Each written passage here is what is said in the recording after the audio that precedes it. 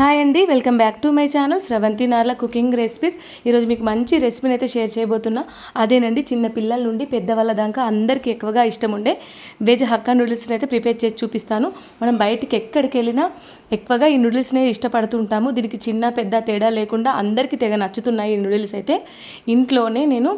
ఇంట్లో ఉన్న వెజిటేబుల్స్తో పక్కా రెస్టారెంట్ స్టైల్లోనైతే మీకు ప్రిపేర్ చేసి చూపిస్తాను. ఫస్ట్ ఆఫ్ ఆల్ వీడియో ప్రాసెస్లోకి వెళ్ళే ముందు ఎవరైతే మన ఛానల్ని సబ్స్క్రైబ్ చేసుకోకపోతే ప్లీజ్ మన ఛానల్ని సబ్స్క్రైబ్ చేసుకోండి. మీరు ఒక లైక్ ఇవ్వడం వల్ల మన ఛానల్ అనేది ముందుకెళ్తుంది. ముందుగా నేను ఇక్కడ వెజ్ హక్కా నూడిల్స్ అయితే 2 ప్యాకెట్స్ అయితే తీసుకున్నాను. మనకి ఇవి ఏ సూపర్ మార్కెట్లోనే దొరుకుతాయి. ఒక్క ప్యాకెట్ కాస్ట్ వచ్చేసి జస్ట్ 30 రూపీస్. నేనైతే నూడిల్స్ని ప్లేట్లో విరిచి పక్కన పెట్టేసుకున్నాను. ముందుగా ఒక బౌల్లో హాఫ్ వరకు వాటర్ తీసుకొని స్టవ్ మీద పెట్టేసి వాటర్ మరుగుతున్నప్పుడు ఒక ½ టీ స్పూన్ సాల్ట్ అయితే వేసేసుకోవాలి. ఇలా ఒక 2 స్పూన్ల వరకు ఆయిల్ వేసుకోవాలి. ఇలా ఆయిల్ వేసుకున్న తర్వాత వాటర్ మరుగుతున్నప్పుడు మనం ఇప్పుడు నూడిల్స్ని అయితే అందులో వేసుకోవాలి.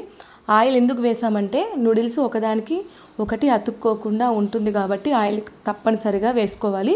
మనం ఇక్కడ నూడిల్స్కి కూడా మనం సాల్ట్ వేసేసుకున్నాం అనుకో, మనం అన్ని వెజిటేబుల్స్ వేసుకున్నప్పుడు సాల్ట్ అంతా ఎక్కువగా మనకు పడదు. ఇలా మంచిగా వాటరు చక్కగా మరుగుతున్నప్పుడు నూడిల్స్ అయితే చక్కగా బాయిల్ అయితే అయిపోతాయి. చూడండి, ఒకదానికి ఒకటి అసలే అతుక్కోదు. ఇలా ఆయిల్ వేయడం వల్ల మనం మంటని హై అండ్ సిమ్లో పెట్టుకుంటా నూడిల్స్ని అయితే చక్కగా ఉడికించాలి. ఇలా పొడి పొడిగా పుల్లలుగా వచ్చే విధంగా నూడిల్స్ని ఉడికించాలి. ఎక్కువగా కూడా కలపొద్దు. మనం మధ్యలో చెక్ చేసుకోవాలి ఉడికిందా లేదా అనేది.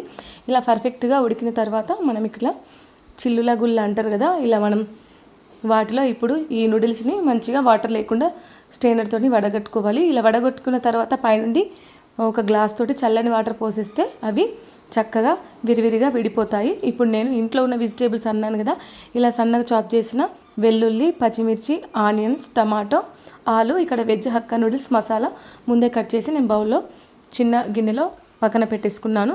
ఇప్పుడు స్టవ్ ఆన్ చేసి ఒక బౌల్లో ఒక ½ కప్పు వరకు ఆయిల్ వేసేసుకోవాలి. ఇలా ఆయిల్ వేసుకున్న తర్వాత సన్నగా చాప్ చేసిన వెల్లుల్లి ముక్కలు, ఇలా పచ్చిమిర్చిని వేసేసి మంచిగా ఫ్రై చేసేసుకోవాలి ఆయిల్లో.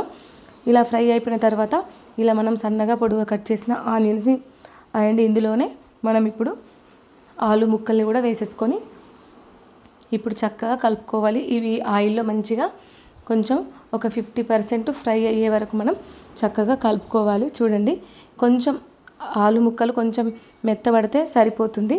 ఇలా మనం చక్కగా కలుపుకున్న తర్వాత ఇప్పుడు ఇందులోనే మనం టమాటా ముక్కలు కూడా వేసేసుకోవాలి. మీకు ఇంకా నచ్చిన వెజిటేబుల్స్ అయితే వేసుకోవచ్చు, కానీ అందరికీ అవైలబుల్లో ఉండే నేనైతే వెజిటేబుల్స్ని అయితే చూపిస్తున్నాను. అందరి ఇంట్లో నార్మల్గా టమాటో, ఆనియన్, ఆలు అయితే ఉంటాయి కాబట్టి వీటితోటి ప్రిపేర్ చేసి చూపిస్తున్నాను. మీకు ఇంక ఇష్టం ఉంటే క్యారెట్, క్యాప్సికమ్, క్యాబేజీ కూడా వేసేసుకోవచ్చు. టేస్ట్ అయితే అదే ఫ్లేవరు సేమ్ అంతే చేసుకోవడం. వెజిటేబుల్స్ ఇంకెక్కువ యాడ్ చేసుకోవచ్చు. నేను ఉన్న వాటితో చూపిస్తున్నాను. ఇలా టమాటాలు కూడా వేసేసి చక్కగా కలుపుకున్న తర్వాత ఇప్పుడు ఇందులో మనం రుచికి సరిపడా సాల్ట్ వేసేసుకోవాలి. వెజ్ హక్కా నూడిల్స్ మసాలా వేసేసుకోవాలి.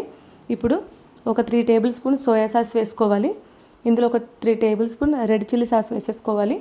ఒక 3 టేబుల్ స్పూన్ టమాటా కెచప్ వేసేసుకోవాలి. ఇంకా కొంచెం మంచి ఫ్లేవర్ ఇంకెక్కువగా కావాలనుకుంటే మన ఇంట్లో చాట్ మసాలా ఉంటుంది కదా, చాట్ మసాలా కూడా వేసేసుకోవచ్చు.